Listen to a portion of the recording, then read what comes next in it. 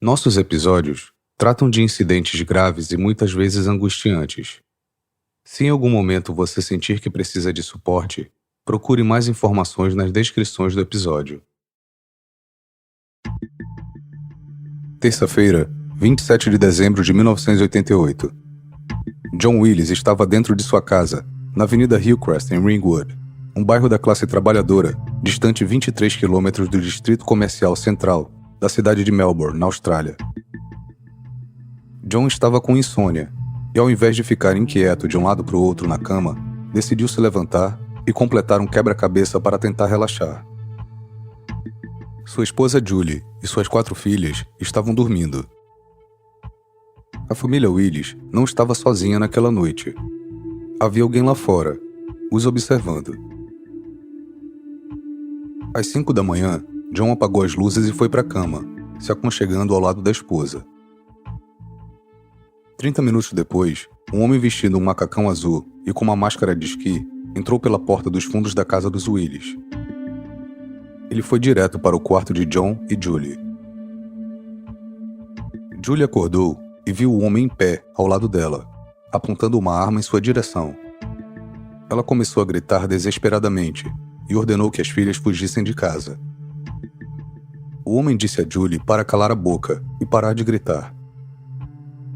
Ele então apontou a arma para a têmpora de John e perguntou: "Você vai ser um herói?"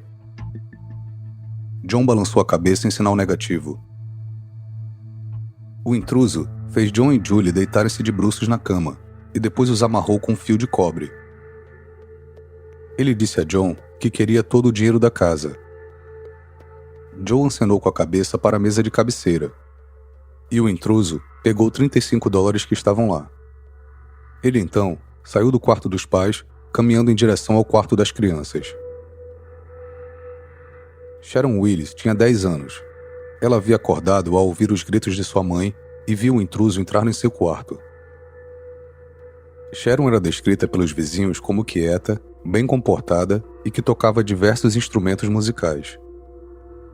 Ela participava do coral das crianças vitorianas e havia participado de um programa de televisão com eles apenas algumas semanas antes. O intruso chamou Sharon pelo nome. Ele cobriu sua boca com uma fita adesiva, vendou seus olhos e a carregou embora da casa. Cerca de 15 minutos depois, John e Julie conseguiram cortar o fio de cobre que havia sido usado para amarrá-los. John correu para o quarto dos filhos e descobriu que Sharon não estava lá. O intruso havia cortado a linha telefônica. John, então, correu para a casa de seus vizinhos e gritou para eles chamarem a polícia. Depois foi procurar freneticamente os quintais e as ruas do bairro, na esperança de que Sharon tivesse conseguido fugir do intruso, mas sua busca foi em vão. A polícia foi chamada e a casa dos Willis foi isolada. O esquadrão de crimes foi imediatamente alertado e chegou ao local para assumir o comando. Uma busca foi realizada em Ringwood e nos bairros vizinhos.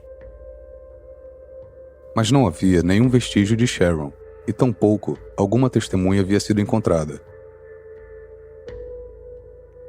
Inicialmente, pensaram que Sharon poderia ter sido levada sequestrada, já que o intruso havia exigido dinheiro e roubado os únicos dólares que havia na casa. Mas nenhuma exigência de resgate havia sido feita até então. Um vizinho disse ao jornal The Age, abre aspas, "Por que procurar dinheiro aqui? Não é como Toorak ou Templestowe", fecha aspas, mencionando os bairros mais ricos de Melbourne. A polícia concordou. Eles estavam convencidos de que a intenção do invasor era sequestrar Sharon, mas ele tentou esconder essa intenção, dizendo a John e Julie que queria todo o dinheiro da casa. Um outro vizinho comentou, "Eu nunca pensei que algo assim pudesse acontecer aqui, em um lugar tão tranquilo." O intruso foi descrito inicialmente como do sexo masculino, de mais ou menos 20 anos, vestindo um macacão azul e uma máscara de esqui preta. Ao chegar ao anoitecer, a polícia disse a John e Julie para que se preparassem para o pior. O policial encarregado do caso, o detetive Des Johnson, disse publicamente: "Ainda estamos sem muita clareza sobre o caso, da mesma forma que estávamos pela manhã.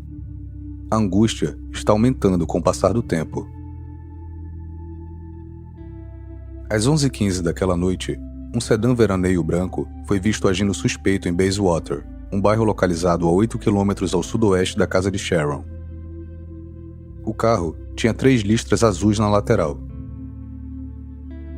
Quando o veículo estava saindo da rodovia Jersey, em Bayswater, para a rodovia Mountain, quase colidiu com outro veículo. O tal carro estava com os faróis desligados, e o motorista do outro veículo teve que frear e desviar para evitar a colisão. O outro motorista seguiu o sedã até parar ao lado dele, no próximo sinal vermelho. Ele estava com raiva e começou a gritar com o motorista, que era a única pessoa visível dentro do sedã. O homem o ignorou, virando a cabeça e posicionando o veículo um pouco à frente, parecendo preocupado em não ser reconhecido. Quando as luzes do sinal ficaram verdes, o sedã continuou na rodovia por uma curta distância, até virar à direita na rua Church, em direção à escola Bayswater. O outro motorista não conseguiu anotar a placa do carro. Aproximadamente 45 minutos depois, Sharon foi encontrada andando ao longo da rodovia Orchard, perto da escola Bayswater. Um motorista que passava a viu e parou para ver se ela estava bem. Ela foi levada ao hospital e a polícia foi notificada. Sharon ficou em cativeiro por 18 horas, mas agora ela estava bem e em segurança. Ela detalhou as medidas extraordinárias que seu captor fez para evitar ser detectado. Ele limpou completamente Sharon e a si mesmo, desde as unhas até a escovação de seus dentes, se preocupando em utilizar até mesmo o fio dental para se livrar de qualquer evidência potencial de DNA. Ele colocou então um saco de lixo até o pescoço de Sharon, colocou a camisa de um homem por cima do saco de lixo e depois colocou outro saco de lixo na cabeça dela. Ele a levou para a rodovia Orchard e a deixou sair de seu carro perto da escola Bayswater. John Willis, pai de Sharon, foi entrevistado pela imprensa e disse que estava agradecido pelo retorno de sua filha, mas que nunca seria capaz de perdoar o sequestrador. Ele continuou dizendo que havia aumentado a segurança de sua casa e que desde o retorno de Sharon, ele, sua esposa e as 4 filhas haviam passado as noites juntos na sala de estar, com muito medo de dormir sozinhos, temendo que o intruso retornasse. A polícia fazia vigilância e patrulhas regulares em sua casa, para garantir que isso não acontecesse. John então disse: "É aterrorizante alguém invadir sua casa e te amarrar, mas ter sua filha sequestrada e não saber onde ela está é indescritível." John continuou: "Eu sinceramente acredito que esse homem já fez isso antes. Ele veio bem preparado e não deixou vestígios. Penso na voz dele repetitivamente para tentar lembrar se talvez o conhecia, mas não o conheço." A polícia verificou relatos de crimes semelhantes para ver se eles poderiam fazer alguma conexão com casos anteriores. Em poucos dias, eles revelaram que era possível que o ataque de Sharon pudesse ser vinculado a até 8 ataques anteriores não resolvidos em Melbourne nos últimos 10 anos. 2 equipes de detetives foram disponibilizadas para o caso. O detetive Des Johnson disse à imprensa que crimes desta natureza costumam ser mais difíceis de resolver do que assaltos à mão armada ou assassinatos, porque o agressor é geralmente um solitário que mantém a impressão de normalidade em sua vida cotidiana, normalmente alguém que não se gaba do crime para familiares ou amigos. Ele revelou que Sharon ficou de olhos vendados durante as 18 horas que ela ficou em cativeiro. O detetive então disse: "Podemos imaginar o que o homem teria feito se a garota conseguisse ter removido a venda e visto seu rosto. É bem provável que ocorreria um homicídio. Isso seria apenas um passo extra." Na segunda-feira, 2 de janeiro de 1989, 6 dias após o ataque, o governo do estado de Vitória anunciou uma recompensa de $100 mil por informações sobre o sequestro de Sharon. Acredita-se que esta tenha sido a primeira recompensa oferecida em um caso de sequestro na história do estado. O detetive Kevin Holliday disse o seguinte: "Ninguém pode ignorar a natureza monstruosa desse ato, ou o perigo para a comunidade se o agressor permanecer em liberdade. Existe uma grande possibilidade de que ele repita o crime." No dia 5 de janeiro, a polícia distribuiu panfletos na vizinhança de Sharon e também ao redor da área em que ela foi encontrada. A polícia exibiu publicamente imagens de um carro semelhante ao sedã branco, visto agindo de forma suspeita em Bayswater, pouco antes do momento em que Sharon foi encontrada. A polícia relatou que antes de divulgar informações sobre o sedã e fazer revelações públicas, havia considerado a descrição e a versão dos acontecimentos informados por Sharon. Muitas ligações foram recebidas do público, e muitas delas foram rastreadas. A polícia já tinha alguns suspeitos em potencial, mas nada de concreto. Nenhuma prisão foi feita.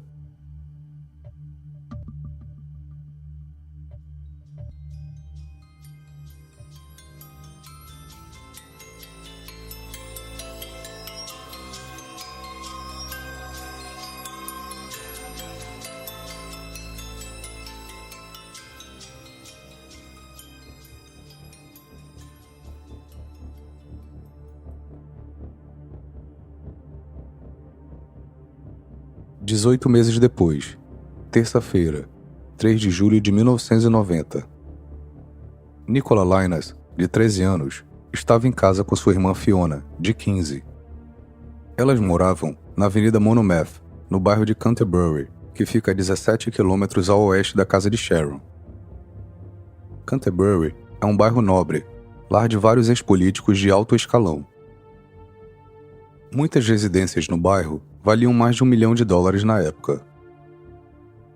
Nicola foi descrita por sua diretora como uma garota estudiosa, muito equilibrada e estável, uma das melhores alunas da escola. A família Linus era bem quieta e reservada. Eles haviam se mudado da Inglaterra para a Austrália 4 anos antes. O pai de Nicola, Brian Linus, era sócio da empresa de contabilidade PricewaterhouseCoopers e tinha sido temporariamente transferido para trabalhar no escritório da empresa em Melbourne. Mas faltavam apenas alguns dias para eles retornarem à Inglaterra. Brian havia terminado seu trabalho na Austrália e a família já estava de malas prontas. Nicola e Fiona estavam dormindo. Seus pais, Brian e Rosemary, haviam ido jantar com os amigos. Às 11h40 da noite, um homem vestindo roupas escuras e usando uma máscara de esqui preta entrou na casa através de uma janela traseira. Ele estava armado com uma faca e uma pistola. O intruso foi até o quarto das meninas e as acordou, ameaçando machucá-las se elas não cooperassem. Ele amarrou Fiona e disse a ela: "Diga ao seu pai que quero $25 mil."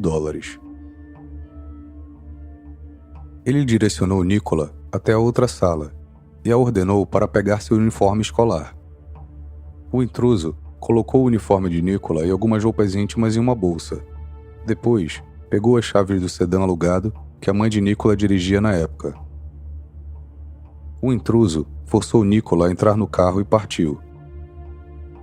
40 minutos depois, Brian e Rosemary chegaram em casa e encontraram Fiona amarrada e Nicola desaparecida. Eles imediatamente chamaram a polícia. 2 policiais ficaram de guarda na casa, monitorando todas as ligações recebidas, aguardando qualquer contato do sequestrador sobre como o resgate deveria ser pago. A polícia inicialmente achou que o sequestro poderia ser falso, porque se sabia que Nicola não queria voltar para a Inglaterra. No entanto, essa possibilidade foi excluída rapidamente. O sequestrador não havia dito como o resgate deveria ser pago, ou quando ele faria contato novamente. Ele simplesmente disse que queria $25 mil. Brian e Rosemary informaram à polícia que estavam preparados para pagar o resgate, mas precisavam saber como. Brian Linus disse, abre aspas, gostaríamos muito de ter Nick de volta conosco, e faremos tudo o que pode ser feito para trazê-la de volta. Qualquer pessoa nesta sala que tenha filhos pode entender bem como é estressante ver alguém da sua família sendo levado assim. Temos que sentar e ser pacientes, e manter a calma. Não há mais nada que você possa fazer. A família não sente raiva do homem, apenas está confusa com o motivo pelo qual alguém poderia fazer isso com uma criança feliz e desprotegida. Ela tem 13 anos de idade. Ela não é uma criança madura. Ela não tem a malícia da rua. Mas seria engenhosa em uma situação como esta? Quem sabe? Uma das coisas que amamos na Austrália é a segurança das crianças nas ruas, nos bondes e nos transportes públicos. Foi fantástico. As crianças tiveram uma liberdade que certamente, por causa da sua idade e por serem meninas, nunca permitiríamos que tivessem em Londres. Fecha aspas. O chefe do esquadrão de crimes, o detetive Ron Blackshaw, pediu ao sequestrador que fizesse contato com a polícia ou a família de Nicola, dizendo: estamos preparados para conversar a qualquer hora, em qualquer lugar. Qualquer coisa que ele queira falar. Você pode tirar suas próprias conclusões, com uma garota ingênua de 13 anos nas mãos de um sequestrador. Ficamos com um nó na mente, imaginando o que poderia acontecer. Estamos muito preocupados. Ron Blackshaw continuou, afirmando que o sequestro havia sido cuidadosamente planejado, e a polícia acreditava que o homem responsável havia observado a casa por algum tempo antes do ataque, possivelmente várias semanas, estudando a rotina da família Linus. Todos os moradores da rua foram interrogados, mas ninguém ouviu ou percebeu alguma atitude suspeita. Tudo o que eles podiam dizer era semelhante ao que os vizinhos de Sharon Willis haviam dito, que nunca pensaram que esse tipo de coisa poderia acontecer ali. A polícia foi ao colégio Presbyterian Ladies e entrevistou os colegas de Nicola. Eles também investigaram a possibilidade do sequestro de Nicola estar ligado ao sequestro de Sharon Willis. Às 3 horas da tarde, no dia seguinte, quarta-feira, 4 de julho, o carro que o sequestrador roubou da casa foi encontrado abandonado na rua Chaucer, em Canterbury, perto da casa dos Linus. A polícia forense foi imediatamente chamada e examinou o veículo procurando por impressões digitais. A descrição inicial do sequestrador era de um homem de fala mansa, possivelmente com uns 30 anos, usando uma balaclava preta, jeans e camisa de cor escura com gola rolê. O governo do estado de Vitória anunciou uma recompensa de $100.000 por informações que levassem à captura e condenação do sequestrador de Nicola. O psicólogo forense Tim Watson Monroe disse que ficou intrigado com o sequestro. Um resgate de $25.000 parecia pequeno demais para um sequestro planejado. Não parecia que o dinheiro era o problema e o motivo não era claro. Tim Watson Monroe disse ao jornal The Age, abre aspas, seja impulsivo ou planejado, a pessoa é perturbada. É alguém que não consegue simpatizar com a família ou a vítima e é muito focado em seus próprios interesses. Mas ele parece estar em contato com a realidade. Não há indicação de que ele esteja sofrendo uma crise psicótica. E isso é uma coisa boa. Se ele estiver ciente da realidade, ele provavelmente se acalmará e libertará a criança. O importante é que ele faça contato, para que algum diálogo possa começar a acontecer, para estabelecer um relacionamento e acabar com a severidade da situação. Fecha aspas. Às 2 da manhã de sexta-feira, 6 de julho, Nicola foi levado em um carro pelo sequestrador. Ele parou o carro no bairro de Kew e disse a Nicola para sair do carro. Kew é um bairro que fica a uns 6 quilômetros a oeste da casa de Nicola. Ela estava com os olhos vendados e embrulhada em um cobertor marrom claro. O sequestrador fez Nicola se sentar e colocar a cabeça entre as pernas. Depois ele foi embora. Depois de um tempo, Nicola foi até uma casa próxima e pediu para usar o telefone. Ela ligou para o seu pai, Brian. A polícia foi notificada e Nicola foi levada ao hospital. Nicola fazia 14 anos naquela sexta-feira e ela tinha sido mantida amarrada e vendada durante 50 horas em um cativeiro. Ela não tinha ideia de quem a sequestrou ou para onde havia sido levada. Nicola relatou que o sequestrador era meticuloso quando se tratava de limpar e destruir qualquer evidência forense em potencial. Apesar disso, a polícia anunciou que possuía várias evidências forenses que acreditavam que poderiam levar a uma descoberta. As evidências foram encontradas na casa dos Linus e no carro alugado que o sequestrador roubou. Embora eles não tenham especificado exatamente quais evidências eram essas. O psicólogo forense Tim Watson Monroe foi entrevistado novamente pelo jornal The Age. Ele disse: ele havia pensado muito bem no modus operandi. Os pais estavam fora. Ele poderia estar espiando a casa, ou isso poderia ter sido uma coincidência. Ele pegou o carro dos pais e depois usou seu próprio carro. Obviamente, houve bastante planejamento. Ele continuou dizendo que era possível que o mesmo homem tenha sido responsável pelo sequestro de Sharon Willis, 18 meses antes. Tim Watson Monroe afirmou: se isso é verdade, e eu suspeito que seja, isso sugere que ele é capaz de controlar seus impulsos muito bem. E talvez agora seja um bom momento para ele procurar ajuda, antes de começar a atuar novamente.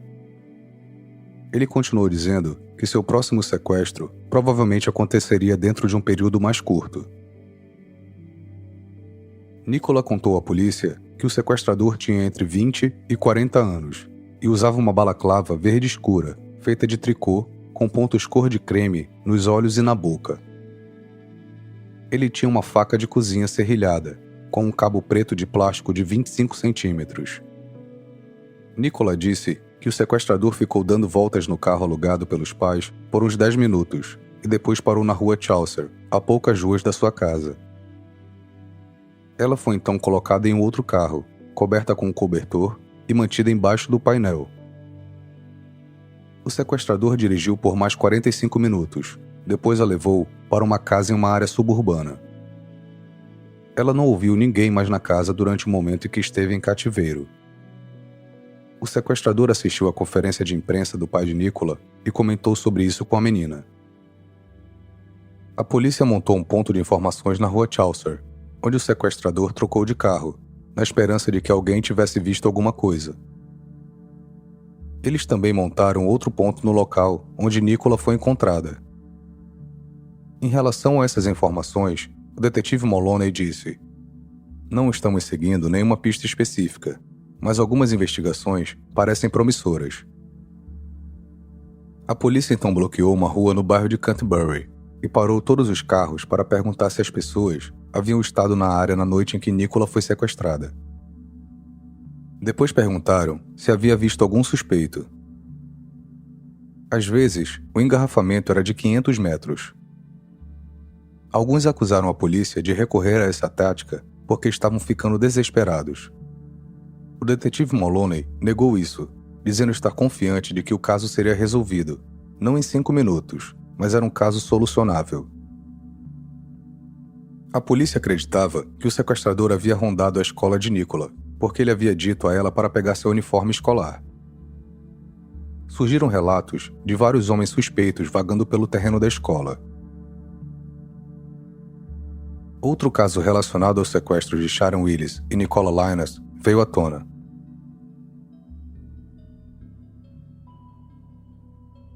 O caso em si ocorreu em agosto de 1987, no bairro de Lowry Plenty, a 16 quilômetros ao nordeste do centro de Melbourne. Às 4 horas da manhã, o invasor removeu um painel da janela na sala de estar e entrou na casa. Ele usava uma máscara e carregava uma pequena pistola e um facão de caça. Ele foi até o quarto dos pais e usou sua arma para forçá-los a deitar de bruços, e em seguida, com habilidade, amarrou as mãos e os pés deles, com nós que são geralmente usados por marinheiros ou por aqueles que amarram grandes cargas. O agressor foi então até o quarto das crianças. Ele amordaçou um garoto de 6 anos e o amarrou na cama. Depois se dirigiu até uma garota de 11 anos. Ele não sequestrou a garota, mas também não estava com pressa de sair. Ele permaneceu dentro da casa por 2 horas. Ele até fez uma pausa durante o ataque e foi à cozinha fazer uma refeição. Depois ele revistou a casa e roubou uma caixa de discos clássicos e um casaco azul escuro com uma gola de pelo falsa. Antes de sair da casa, o invasor fez uma ligação. Ele se referiu à pessoa do outro lado como Bozo e o alertou para mudar o local onde seus filhos estavam, ou eles iriam entrar em perigo. A polícia foi chamada e durante a investigação, eles descobriram que nenhuma ligação havia sido feita pelo telefone. O invasor estava fingindo. Era um blefe para confundir a polícia, assim como fez ao roubar os discos e o casaco, exigir dinheiro e roubar os $35 da casa dos Willis e também fazer um pedido de resgate na casa dos Linus. Ele estava tentando esconder seu verdadeiro motivo. Esses 3 casos foram todos ligados ao mesmo infrator. O padrão de tempo entre cada ataque estava diminuindo, e o tempo com que ele ficava com suas vítimas estava aumentando. A mídia apelidou o criminoso de Sr. Cruel. E um artigo do jornal The Sun sugeriu que o Sr. Cruel poderia ser um ex-policial.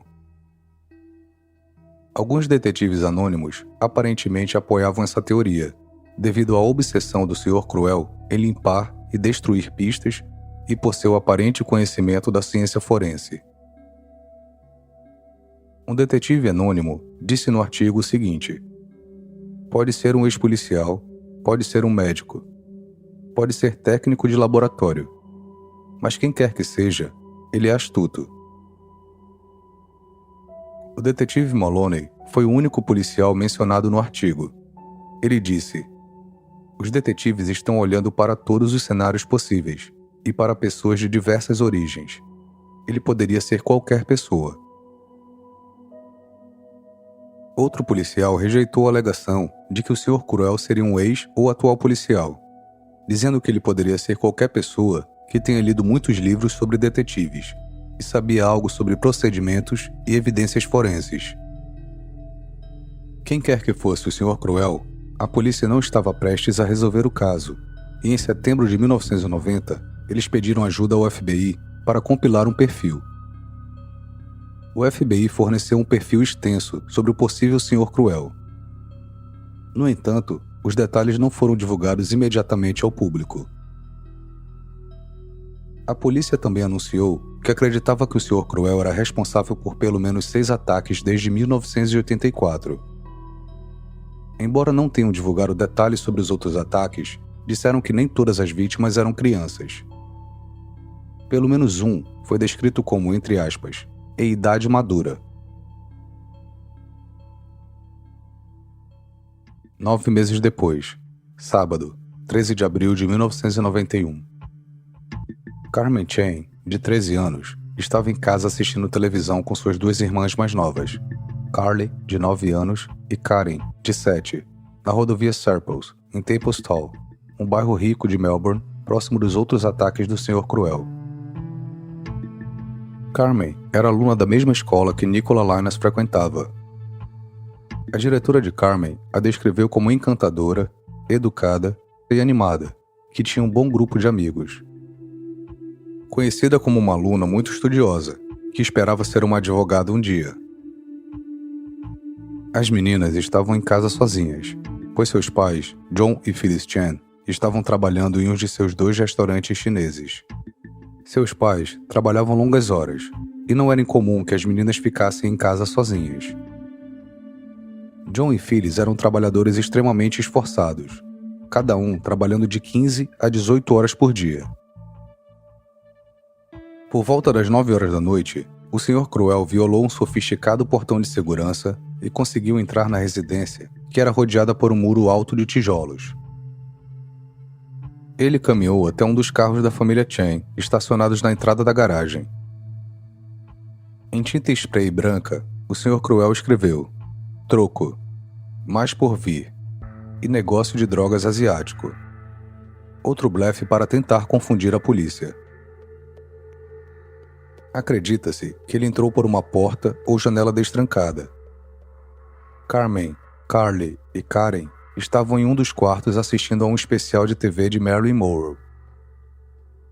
Carmen e Carly ouviram um barulho e caminharam pelo corredor para investigar. Lá elas foram confrontadas pelo Sr. Cruel. Ele forçou as meninas a voltarem para o quarto, onde encontrou Karen encolhida, escondida atrás da porta do quarto. O Sr. Cruel ameaçou as meninas com a faca, fazendo com que elas entendessem que ele estava no comando. Ele colocou Carly e Karen em um guarda-roupa e empurrou uma cama contra o móvel para prendê-las dentro. O Sr. Cruel então pegou Carmen e saiu de casa. Era 9h30 da noite. 15 minutos depois, Carly e Karen conseguiram se libertar do guarda-roupa. Carly ligou para o pai no restaurante e disse que um homem com uma faca havia levado Carmen. John correu para casa. Ele procurou freneticamente por sua filha Carmen, mas não a encontrou. Ele chamou a polícia e uma mensagem foi transmitida pelo rádio para que uma viatura comparecesse. Quando o narrador disse que uma garota de 13 anos havia sido sequestrada por um homem mascarado e armado com uma faca, a polícia imediatamente percebeu a possível conexão entre os ataques anteriores. Todas as unidades disponíveis foram convocadas, incluindo um helicóptero da polícia e cães farejadores. As ruas adjacentes foram fechadas quando a imensa busca começou. Um cão policial farejador fez com que a polícia seguisse para o norte, até próximo da rua Church. No entanto, o rastreamento terminou de repente, e acreditava-se que ali era o local onde o carro do Sr. Cruel poderia estar estacionado.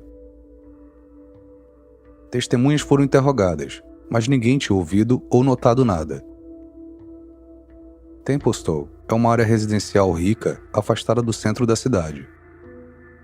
A polícia não conseguia acreditar que o Sr. Cruel fosse capaz de levar uma garota que possivelmente gritava e se debatia para tão longe sem ninguém ter visto.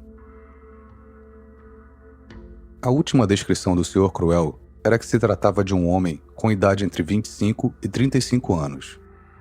Mais ou menos magro, 1,70 ou 1,80 centímetros de altura, usando tênis cinza, roupas esportivas de cor verde acinzentada e uma touca ninja. Com base nas palavras que ele pintou com spray no carro dos Chen, eles acreditavam que ele era destro.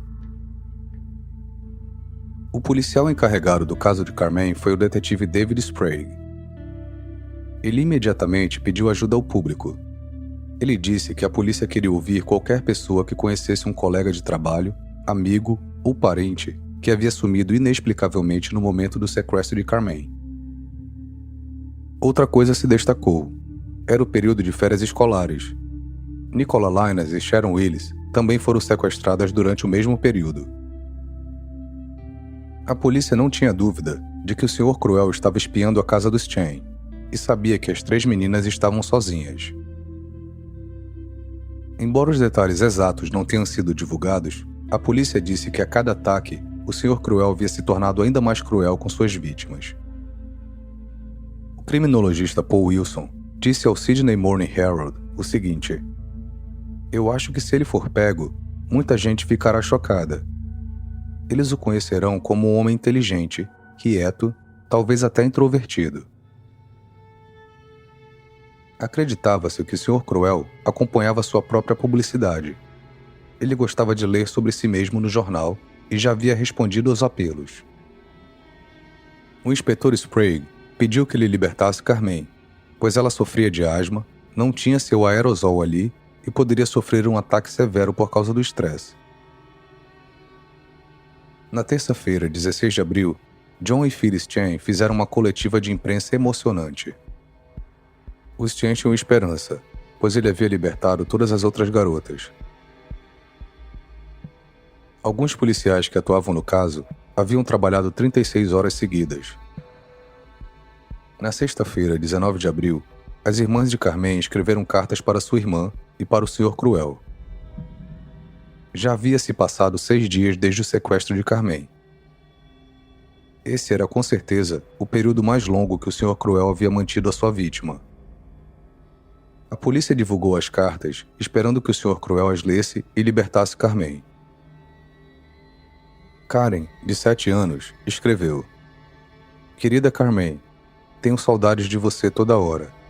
Estou com muito medo do escuro e mamãe e papai sentem muita falta de você.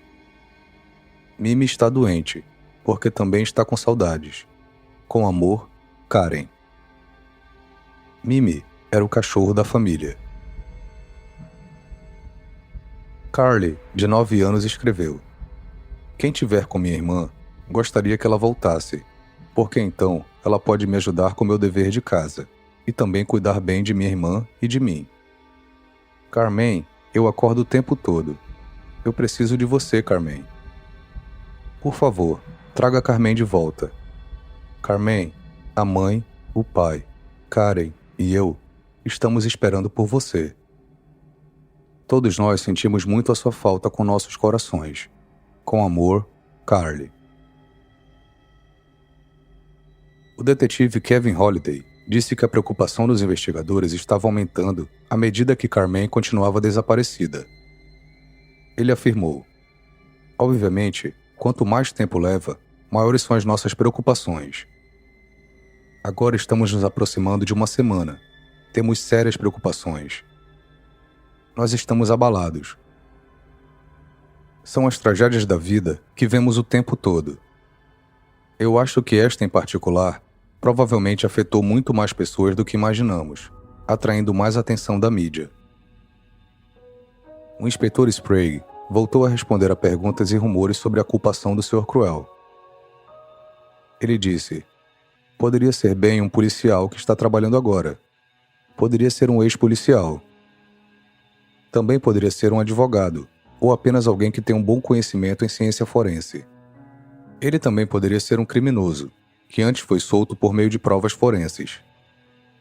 Qualquer sugestão de ocupação ou formação é pura especulação, e de fato sem base.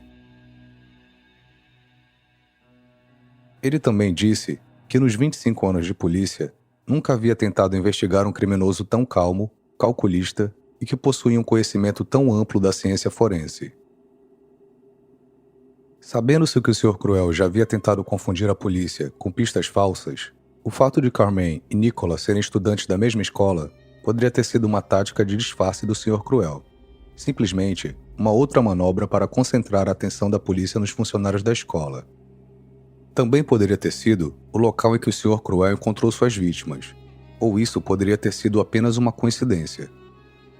A polícia não tinha certeza do que se tratava, tendo que considerar todas as possibilidades. O Sr. Cruel também tentou fazer uma das suas vítimas anteriores acreditar que ele não estava sozinho. Ele gritava, fazia perguntas e exigências como se alguém estivesse em casa com eles. Mas a vítima nunca ouviu alguém responder, nunca ouviu outra pessoa falar e sentia que o Sr. Cruel estava apenas fingindo que havia alguém presente. Apesar do fato de que havia se passado uma semana desde o sequestro e as preocupações aumentavam, o inspetor Sprague continuava esperançoso de que Carmen retornasse, dizendo: Continuamos otimistas. Sabemos que ele tem compaixão por suas vítimas. Também sabemos que ele é muito inteligente. Achamos que ele sabe que é do interesse de todos liberar Carmen. Na terça-feira, 23 de abril, o governo do estado de Vitória emitiu uma recompensa de $100 mil por informações que levassem à prisão e condenação do sequestrador de Carmen Chan. As recompensas de $100 mil ainda eram oferecidas por informações sobre os casos de Nicola e Sharon, totalizando as recompensas em $300 mil. Além da recompensa, a polícia começou a bater de porta em porta em torno da área onde Carmen foi sequestrada. Mais de 200 policiais bateram em mais de 3.000 portas. Foi uma das maiores operações policiais já conduzidas no estado de Vitória. Além de falar com moradores, a polícia também entregou folhetos sobre o caso e montou um ponto de informações no bairro Templestowe.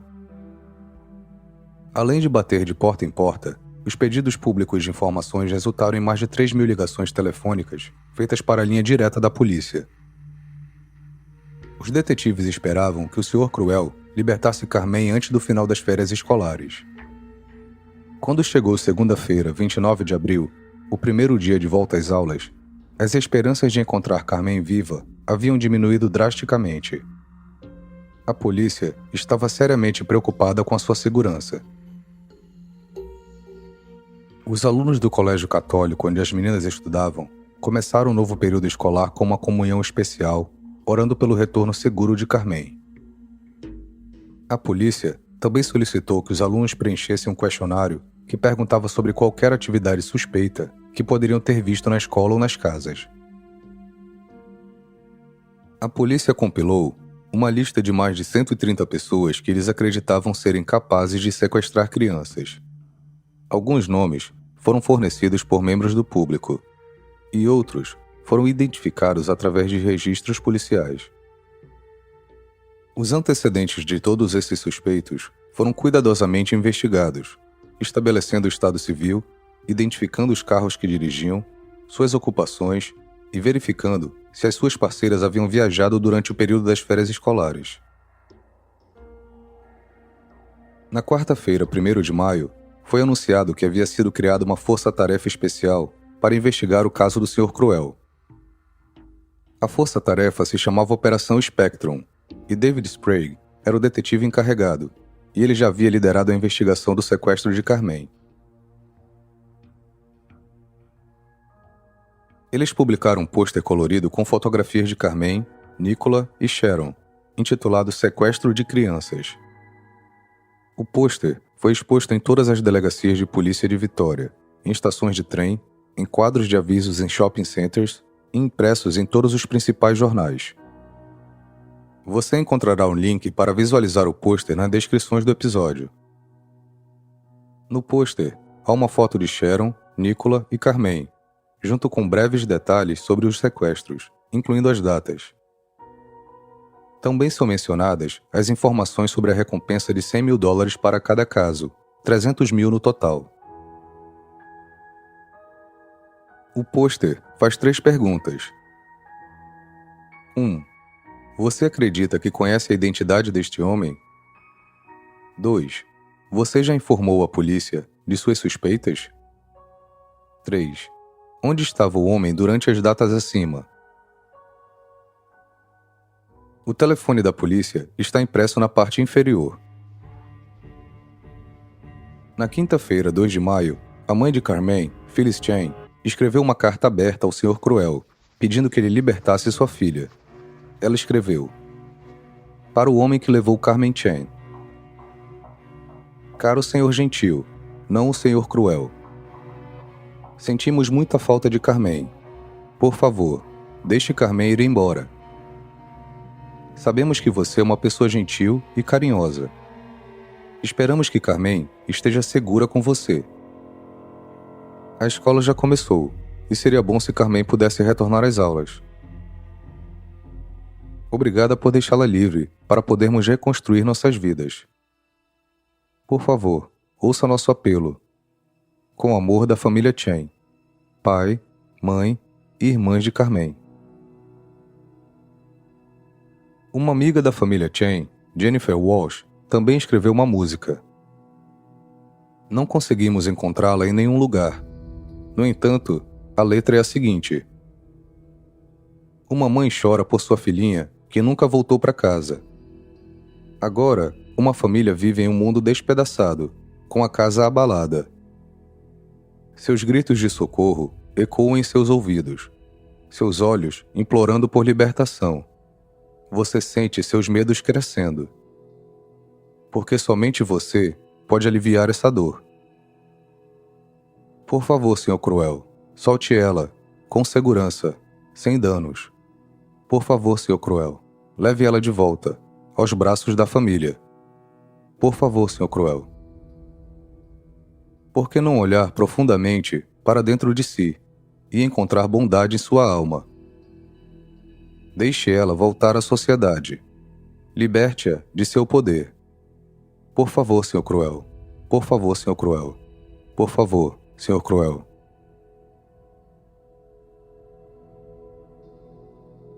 No domingo, 5 de maio, foi relatado pela primeira vez que a polícia agora acreditava que Carmen havia sido assassinada. A Operação Spectrum começou como uma investigação de assassinato. Uma fonte policial não identificada disse ao jornal The Age: "Não há dúvida de que a mesma pessoa está envolvida, e após 3 semanas, podemos dizer que esta situação não é boa. Nos casos anteriores, ele deixou as meninas voltarem, mas este já está demorando demais. Faz 3 semanas e não tivemos nenhum contato. Eu diria que esse cara não só tem um bom conhecimento de ciência forense, mas também de autópsia, o que significa que provavelmente nunca a encontraremos." As ligações para a polícia estavam começando a diminuir, mas os detetives ainda aguardavam alguma nova pista. Na terça-feira, 14 de maio, um bloqueio foi organizado próximo a um ponto de ônibus na rua Main, no bairro de Eltham. Esse ponto era aquele que Carmen descia depois da escola, pois ficava perto do restaurante chinês de seus pais. Os detetives estavam agindo de acordo com a teoria de que o Sr. Cruel perseguiu Carmen depois de que a viu saindo do ônibus. A polícia interrogou centenas de motoristas e distribuiu folhetos contendo informações sobre o sequestro de Carmen. E, pela primeira vez na história da polícia australiana, cópias do pôster em tamanho de folheto pedindo informações foram entregues a todas as casas do estado de Vitória e até algumas dos estados vizinhos, como New South Wales e South Australia, totalizando 1.400.000 casas. 5.000 voluntários foram utilizados para as entregas. Uma empresa de impressão doou os folhetos. O detetive David Sprague disse: "Isso é o único na polícia australiana. Nada nesta escala foi realizado antes. Isso apenas mostra o sentimento da comunidade. Alguém sabe quem é essa pessoa, e é essa pessoa que estamos tentando encontrar. Espero que isso induza a pessoa a nos fazer a ligação que estamos aguardando." Além dos folhetos, aproximadamente 100 painéis ao redor de Melbourne mostraram o pôster. 5 empresas diferentes doaram os painéis. Phyllis Chen escreveu outra carta aberta ao Sr. Cruel. A carta começou: "Para o homem que está com Carmen Chen agora. Eu imploro que você liberte minha filha Carmen imediatamente. A cada minuto do dia, fico ansiosa para que ela retorne segura. Eu a amo muito, muito mesmo. Estou disposta a oferecer minha vida em troca da libertação de Carmen. As irmãs de Carmen, Karen e Carly, sentem muita falta dela. Elas confiaram em você na noite de 13 de abril. Elas cooperaram com você porque você estava calmo e parecia gentil. Você prometeu a elas que depois de você ir embora, que a irmã delas abriria a porta para elas. Você quebrou sua promessa. Elas ficaram muito tristes. Elas se culpam por terem confiado em você e por não ajudarem Carmen. Elas se sentem muito, muito culpadas agora. O aniversário de Karen é no final de maio e o aniversário de Carly é em junho. As 2 garotas dizem que não querem nada além do retorno de Carmen como presente de aniversário. Por favor, mande Carmen de volta para casa imediatamente. Deus te abençoe. Muito obrigado. Com amor, Phyllis." Carly, irmã de Carmen, desenvolveu sonambulismo. Ela começou a andar em direção à sala de estar da casa da família, dizendo: "Carmen, onde você está? Você já voltou para casa?" O detetive Sprague testemunhou a situação e disse: "Eu a vi e com certeza ela estava dormindo. Foi um pouco assustador." A família Chen decidiu tentar algo diferente, sem utilizar a polícia. Eles escreveram uma outra carta aberta para o Sr. Cruel, dizendo que ele poderia entrar em contato através de um endereço postal particular. Para descobrir o endereço, o Sr. Cruel teria que decifrar um código na carta, perguntando a Carmen o nome da família de amigos que eles tinham em Hong Kong. Phyllis Chen disse: se nós fizermos isso através da polícia, ele não entrará em contato. Talvez ele queira libertá-la, mas está com muito medo e, portanto, poderia ser mais fácil se ele acreditasse em nós. Detetive Sprague disse que estava surpreso com a tentativa da família Chen de tentar entrar em contato direto com o Sr. Cruel, mas recusou-se a fazer qualquer comentário adicional.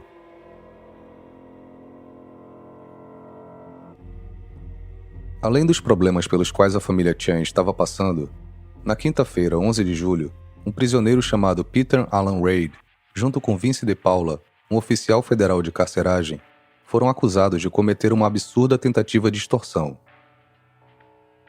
Apesar de estar preso e cumprindo uma sentença de 21 anos por assassinato de um policial em 1982, Peter Reid ligou para o pai de Carmen, John Chen, em 6 diferentes ocasiões. Ele exigiu $15 mil de John pelo resgate de Carmen. Caso contrário, o pai jamais a veria novamente. Ele também ameaçou matar John se ele não fizesse o pagamento. Quando John concordou em pagar o resgate, Peter Reid entrou em contato com Vince, o oficial federal de carceragem, para ir até o local combinado e coletar o dinheiro. Vince foi ao local, mas não havia dinheiro.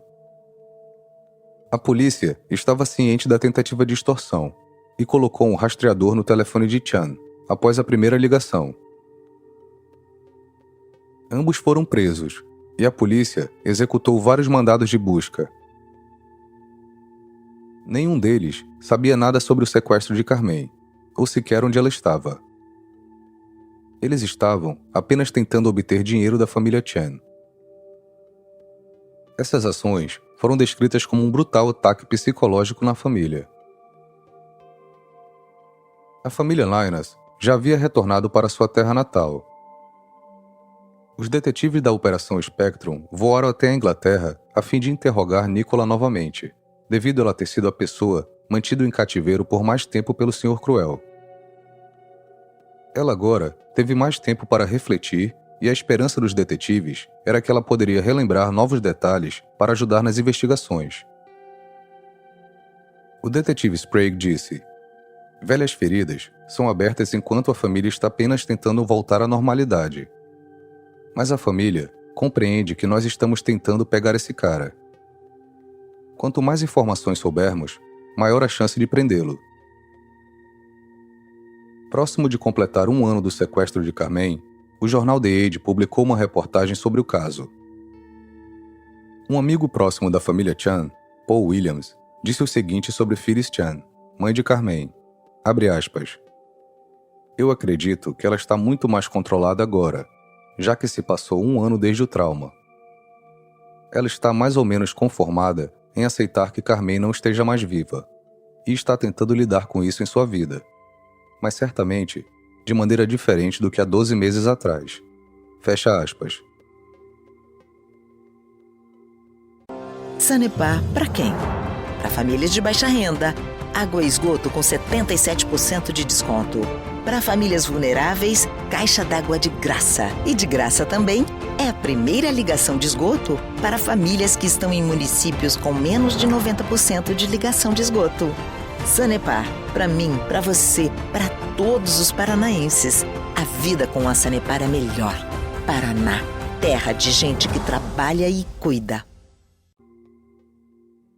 Na quinta-feira, 9 de abril de 1992, próximo de completar 1 ano do sequestro de Carmen, um homem estava passeando com seu cachorro por uma trilha que cortava uma isolada estação de energia elétrica, no bairro de Thomastown, a cerca de 20 quilômetros da casa da família Chan, em Templestowe.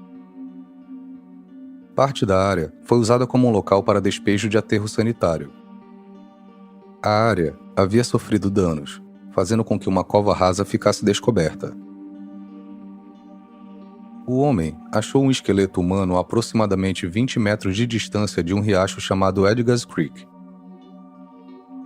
A polícia foi chamada e uma extensa busca foi feita para descobrir o número de ossos na cova. O crânio humano tinha 3 buracos de bala.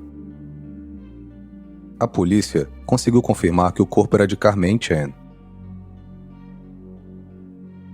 Naquele momento, a família Chen estava se preparando para participar de uma coletiva de imprensa que marcava o aniversário de 1 ano do sequestro de Carmen. A coletiva com a família foi cancelada e a polícia fez a sua própria para anunciar a descoberta. O detetive Sprague disse: "Isso é horrível. Uma criança ser morta dessa maneira é totalmente incompreensível. Nós acreditamos que ele não consegue controlar seus desejos e impulsos. É como um dependente de drogas. Ele não irá parar até ser pego." Embora John e Phyllis jamais ouçam a risada de sua filha de novo, eles podem agora dizer adeus para Carmen e podem enterrá-la da maneira que ela merece. A família terá agora a oportunidade de começar a reconstruir suas vidas. O detetive Peter Halloran, líder da divisão de homicídios, disse que o corpo provavelmente estava no local por quase 12 meses, e seja lá quem o enterrou, provavelmente conhecia a área. A polícia acreditava que Carmen poderia ter sido morta porque viu o rosto do Sr. Cruel, causando pânico nele e fazendo que ele atirasse 3 vezes na menina. Eles acreditavam nisso baseado no que o Sr. Cruel disse para uma de suas vítimas. Abre aspas. "Minha liberdade é mais importante do que sua vida." Fecha aspas. A mãe de Carmen, Phyllis, tinha dito anteriormente à polícia que Carmen não era o tipo de menina que aceitava ser sequestrada sem revidar. Ela acredita que Carmen pode ter rasgado sua venda e confrontado o Sr. Cruel. Acreditando que o Sr. Cruel possivelmente sofreu de ataques de ansiedade, estresse, depressão e também apresentou sinais de remorso depois do assassinato de Carmen, a polícia escreveu para cada um dos 10.000 médicos registrados no estado de Vitória, pedindo para que considerassem a quebra de sigilo do paciente. O apelo pedia para os médicos ponderarem que o dever em favor da comunidade era superior ao dever com o paciente. A polícia acreditava que o Sr. Cruel poderia ter procurado tratamento depois do assassinato de Carmen. A carta foi apoiada pelo presidente da Associação Médica Australiana, Dr. Paul Hemming. Os médicos também receberam um perfil do Sr. Cruel, contendo as datas, os crimes e outras informações sobre os casos. Essa estratégia sofreu algumas críticas. Pessoas duvidavam que o Sr. Cruel poderia ter feito uma confissão completa para um médico. Isso acabou se complicando porque se os médicos tivessem suspeitas sobre um paciente, seria difícil saber se eles estavam sendo paranoicos e excessivamente cautelosos ou se realmente estavam fazendo um julgamento razoável. Muitos médicos responderam ao apelo, e a polícia disse que recebeu algumas informações úteis. A polícia então direcionou a atenção para os Estados Unidos, voltada a um condenado sequestrador e assassino de crianças, Richard Sterrett. Ele era mantido em um hospital psiquiátrico para criminosos, e a polícia do estado de Vitória queria falar com ele na esperança de conseguir obter alguma informação importante sobre o Sr. Cruel.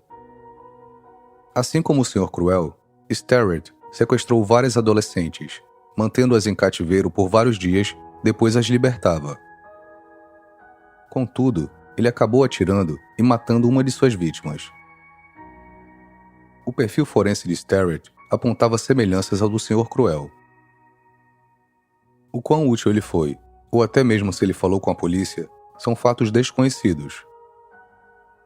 Em uma ocasião, um policial foi até os Estados Unidos, porém nunca ficou claro se ele conseguiu algum contato. Sterrett disse publicamente que estaria disposto em falar com a polícia caso eles quisessem, mas duvidava se poderia fornecer qualquer informação útil para a investigação. No caso de Sterrett, ele era casado e esperava que sua esposa viajasse para visitar a família que morava em outro estado. Ele então alugava um carro e dirigia para outra cidade. Lá ele fingia ser um vendedor, batendo de porta em porta, até encontrar uma adolescente sozinha em casa. Por isso, seu método era diferente daquele utilizado pelo Sr. Cruel. Nenhuma informação foi liberada ao público sobre o Sr. Cruel, até a quarta-feira, 27 de janeiro de 1993. Nesse dia, a polícia divulgou desenhos do quarto e banheiro da casa relatado por uma de suas vítimas. Você irá encontrar links para esses desenhos na descrição do podcast. Eles também divulgaram a informação de que as vítimas do Sr. Cruel ouviram barulhos de avião enquanto estavam no cativeiro, fazendo com que a polícia acreditasse que a casa estava embaixo das rotas de voo do aeroporto de Melbourne. Essa informação fez com que a polícia verificasse cerca de 30 mil casas, em 15 diferentes periferias ao norte de Melbourne, tentando encontrar algo compatível com a descrição dada pelas vítimas do Sr. Cruel. O detetive Sprague tinha esperança de que alguém reconheceria o quarto e o banheiro baseado pelos desenhos. O quarto tinha o carpete bege ou creme, as cortinas cor salmão, a cama de casal com a cabeceira rosa, um abajur laranja com tons de amarelo e finas listras verticais brancas, as paredes de cor clara e a porta branca. Havia um cobertor escuro em cima de uma estante ou armário, em uma extremidade do quarto, e um rádio ligado.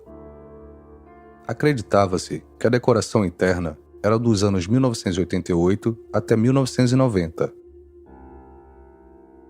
Detetive Sprague disse, abre aspas, a descrição do quarto foi desenhada por uma das vítimas que, na verdade, correu um risco tremendo. Ela deu uma espiada e olhou ao redor do quarto em algum momento, embora ela tenha sido advertida para não fazer isso. Fecha aspas. O banheiro tinha uma disposição em comum. Alguém teria que passar pela pia para entrar no box do chuveiro, que tinha uma porta de vidro de correr. Havia também uma banheira. A casa tinha uma garagem de automóveis do lado direito, que estava a alguns passos da entrada principal, e ficava em uma rua silenciosa, com pouco movimento de carros. O detetive Sprague disse que eles não queriam alertar o Sr. Cruel sobre a quantidade de informações que possuíam de seu esconderijo. Por isso, eles não as divulgaram anteriormente. O Sr. Cruel poderia trocar a decoração antes que a polícia tivesse a chance de encontrar a casa. No entanto, a polícia já tinha esgotado todas as buscas para achar a casa, recorrendo inclusive à população para ajudá-los. Os detetives estavam convencidos que a casa estava abaixo das rotas de voo e próximo ao aeroporto de Melbourne. Eles receberam uma enxurrada de ligações do público depois desse comunicado à imprensa. Eles receberam por volta de 1.400 informações adicionais. Eles vasculharam diversas casas, mas todas elas foram descartadas. Em junho de 1993, pouco mais de 2 anos desde o sequestro de Carmen, a Operação Spectrum foi reduzida para um grupo de 10 policiais. Até esse momento, havia mais de 40 trabalhando na força-tarefa. O detetive Sprague afastou-se do comando da operação e iniciou um trabalho como oficial na escola de treinamento de detetives. O detetive Sprague disse, abre aspas, não é somente mais um trabalho. Depois de algum tempo, torna-se sua vida. Você vive o dia a dia das investigações, vasculhando sua mente em busca de possibilidades. Você está constantemente pensando, quando ele vai atacar de novo? Se nós não o pegarmos, outra criança poderá ser vítima. Essa é a pressão que temos que lidar o tempo todo. Fecha aspas. A decisão de reduzir o tamanho da força-tarefa foi feita depois de uma revisão interna da investigação. O comissário assistente da polícia disse que depois da revisão, ele se sentia satisfeito, pois tudo que era possível para solucionar o caso havia sido feito, e nada foi ignorado. Ele assegurou à população que o caso não seria esquecido ou negligenciado, e que a procura pelo Sr. Cruel continuaria. Se descobrissem uma nova pista, o número de pessoas na força-tarefa seria aumentado novamente. Foi então noticiado que a força-tarefa seria completamente dissolvida no final de janeiro de 1994. Phyllis Chan disse, abre aspas, a força-tarefa foi fantástica. Os detetives fizeram um trabalho incansável, mas infelizmente eles não puderam localizar ou identificar o homem que tirou Carmen de nós. Eu sei que eles trabalharam duro e cuidaram de mim e das minhas filhas. Fecha aspas. O detetive Fontana, que estava em segundo na linha de comando, abaixo do detetive Sprague, disse: a carga de trabalho foi enorme. Todos trabalhavam em jornadas extremamente longas. Não foi por falta de vontade que nós não conseguimos resolver o caso. É deprimente e muito frustrante que, apesar de todo o trabalho que tivemos, nós não conseguimos solucioná-lo. A responsabilidade pela investigação foi transferida para as divisões de crimes sexuais e de homicídios. O casal Chan sofreu muito nos anos seguintes ao sequestro de Carmen. A especulação, a tensão de estar na mídia e uma busca sem fim cobraram seu preço. Phyllis e John divorciaram-se. Phyllis voltou a usar seu nome de solteira, Lam. Depois que John partiu, Phyllis passou por um problema financeiro. Ela perdeu seu carro, sua casa e conseguiu manter somente seu restaurante. No início de 1995, Phyllis foi violentamente agredida. Seu cão de guarda foi envenenado semanas antes do ataque, e a polícia acredita que seu agressor estava observando-a por semanas. Depois de trabalhar mais de 16 horas por dia no seu restaurante, durante o fim de semana, ela retornou à sua casa por volta de 00:30 numa segunda-feira. Quando saiu do carro, ela carregava todo o dinheiro das vendas do fim de semana de seu restaurante. Ela foi atacada por trás com um objeto de madeira.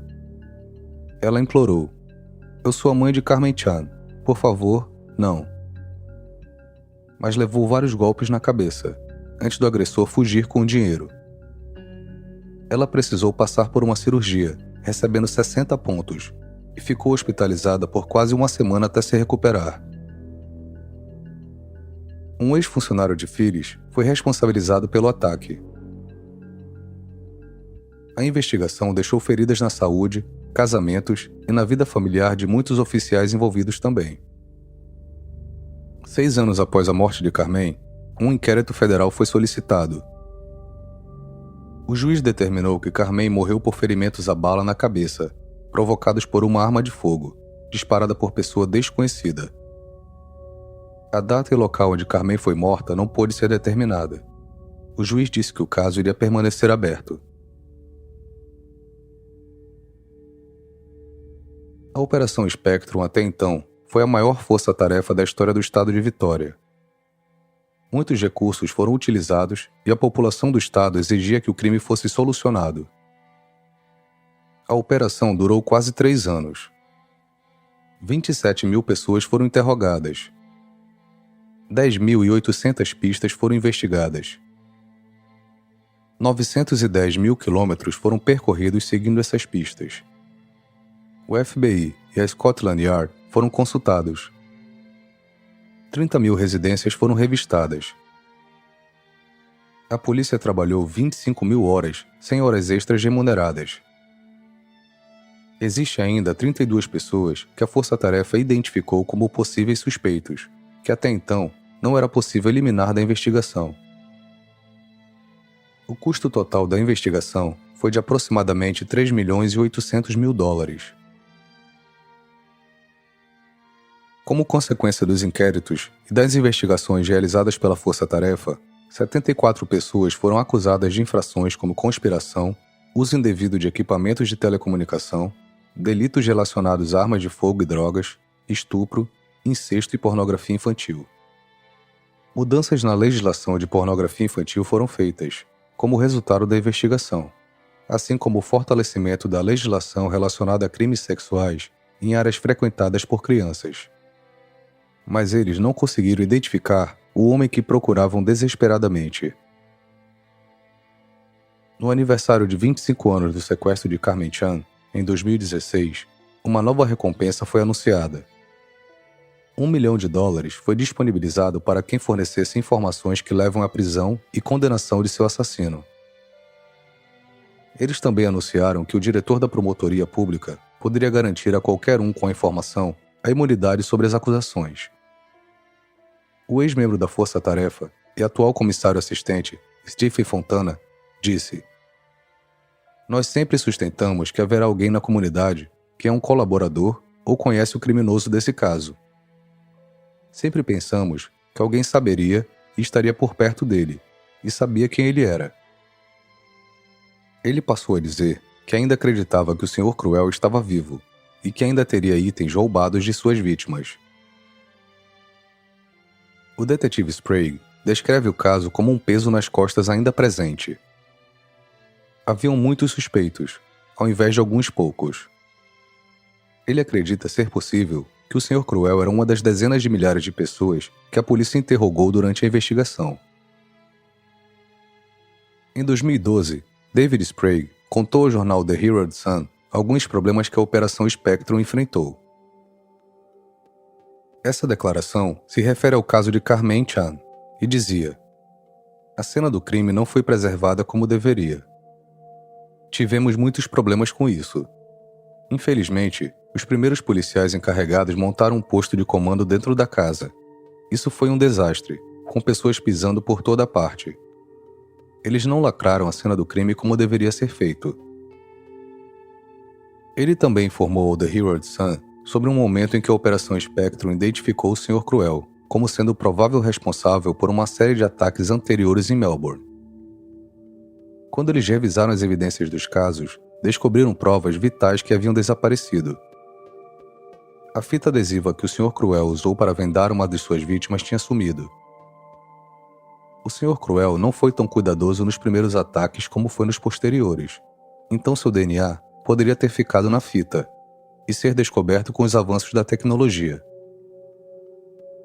David Sprague disse o seguinte, abre aspas, "Nós nunca saberemos, já que as possíveis provas não estavam mais lá. Naquela época, a polícia não tinha o controle que tem hoje, como por exemplo com provas materiais, que às vezes as pessoas deixavam trancadas em seus armários. Quando identificamos esses ataques anteriores, anos depois de acontecerem, algumas dessas provas foram perdidas, e outras simplesmente jogadas fora. Elas nunca foram examinadas." Fecha aspas.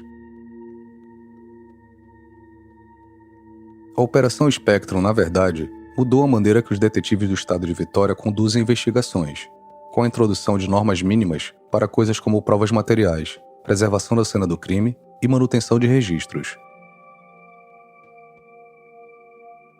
O Sr. Cruel causou um incrível impacto na Austrália no final dos anos 80 e início dos 90. Ele era o bicho-papão da Austrália, provocando medo sem precedentes em crianças e adultos. Até criminosos perigosos ficaram abalados e tomaram medidas para melhor proteger suas famílias. Ao menos que você tenha vivido essa época, é difícil de compreendê-la. O Dr. David Wells, responsável pelo Departamento de Polícia Forense, disse ao Sydney Morning Herald, em 1991, abre aspas, "Para todas as crianças, suas casas são suas fortalezas. Elas se sentem seguras lá, elas estão protegidas lá. De repente, elas são confrontadas pela ideia que poderiam ser tiradas de seu ambiente por um homem de balaclava. Muitos pais que conversei disseram que seus filhos sentiam-se muito inseguros. Alguns tinham pesadelos, não dormiam e estavam preocupados com a segurança de suas casas." Fecha aspas. O perfil do Sr. Cruel feito pelo FBI agora é público. Informações sobre as vítimas foram analisadas e formaram as bases para alguns pontos do perfil.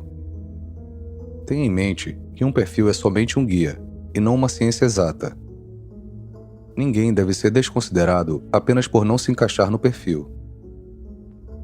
O Sr. Cruel é inteligente, obsessivo por limpeza, tem um intenso interesse em crianças, um emprego estável, é criativo e fortemente conduzido por estímulos visuais. Isso quer dizer que obtém satisfação pelas coisas que enxerga, ao invés da maneira que elas funcionam. Ele é caucasiano, com um porte magro para médio, entre 30 e 50 anos, cerca de 1,75 m de altura, com uma barriga pequena, cabelos pintados de loiro, às vezes com a barba por fazer, às vezes usando barba. Possivelmente usa óculos. tem uma aparência bem cuidada. Sua casa é arrumada e limpa. Ele é o tipo de pessoa que limpa suas mãos imediatamente depois de sujá-las. Ele podia também ter um cargo de baixa ou alta gerência, ou até mesmo ser autônomo, dando a ele mobilidade para circular por Melbourne durante o dia. Ele pareceria ser gentil, sincero, interessado e dedicado a ajudar crianças. Um bom vizinho, possivelmente um introvertido. Ele teria acesso a uma outra casa durante o sequestro e teria ficado muito tenso depois de cada crime. Seu comportamento poderia ser instável no período dos crimes. Ele poderia se ausentar do trabalho, apresentar preocupação, distanciamento e incapacidade para se concentrar. Ele usou as palavras idiota, estressada e senhorita várias vezes durante os ataques. Ele possivelmente demonstrava sinais de disfunção sexual quando envolvido em um relacionamento pessoal. Sua excitação sexual e recompensa dependeria do papel específico desempenhado pela parceira, como se vestir de colegial. As possibilidades das razões pelas quais o Sr. Cruel nunca mais atacou seriam essas. Ele foi preso por caso não relacionado. Ele se mudou, inclusive para outro estado ou país. Ele pode muito bem ter cometido mais crimes, mas eles jamais foram descobertos ou jamais foram ligados a ele. Ele foi interrogado pelos oficiais da Força Tarefa Spectrum durante a investigação. Isso foi suficiente para ele parar. Ou ele morreu. Encerramos com a citação do psicólogo forense Tim Watson Monroe. Abre aspas. Existe um grande ponto de interrogação sobre o Sr. Cruel, e por qual razão mais crimes conhecidos não aconteceram desde o caso de Carmen Chan. Eu acho intrigante ele não aparecer novamente, porque pessoas com esse tipo de problema têm uma forte compulsão para satisfazer suas necessidades. Fecha aspas.